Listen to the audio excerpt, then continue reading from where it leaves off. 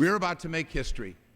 And the reason we're about to make history because many of us have so much confidence in the very great things that America is capable of achieving. America has been challenged throughout its history to achieve great things. On behalf of Americans, on behalf of the world community, we have risen to that challenge. But throughout that history, one challenge has eluded us. The challenge to come and to finally provide access to affordable health care for all of our citizens, for all Americans, to provide them the kind of security that they would know with this legislation, to provide them the understanding that never again will they live in fear that they will be without health care for whatever circumstances take place in their lives. And every member on this chamber, on both sides of the aisle, have encountered our constituents over our public careers as they've told us these terrible stories, dramatic stories, painful stories, sad stories about how their family has been crushed, or their friends or their neighbors, people they care about that they work with, by circumstances beyond their control.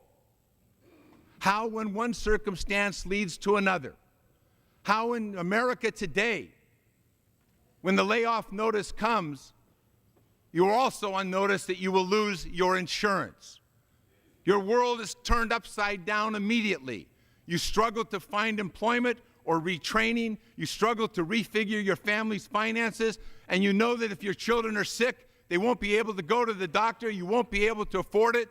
If your spouse is in the middle of treatment, that treatment can be curtailed no matter what the illness, no matter how serious it is, no matter how important the treatment is. It can go in a flash. We cannot continue to ask American families to continue to live on that edge of uncertainty, of insecurity, of the possibility of fiscal ruin. A small event, because of the lack of health care, can explode into the life of a family, into the life of a community when it happens over and over and over again. But this legislation says that's not going to happen again in our future. We're going to become the architects and the builders of a system that will provide care to these people, will provide services to these people, will provide security for these people, so that these American families can go to work with confidence, they can buy a home with confidence, they can think about their kids' education with confidence, and know it will not all be wiped out in a flash because their insurance was canceled. The cap was placed on their out-of-pocket expenses. I thank the gentleman. Gentleman is recognized for a minute. That's what this legislation is about. We can talk about all the internal merits and the back and forth and the interesting, but at the end of the day, for the first time in our history, we deliver to all Americans the security that their family will have an opportunity to continue on a stable financial track, and that they can make the kinds of plans that we want to make for our children, our grandchildren, that their neighbors might be able to make.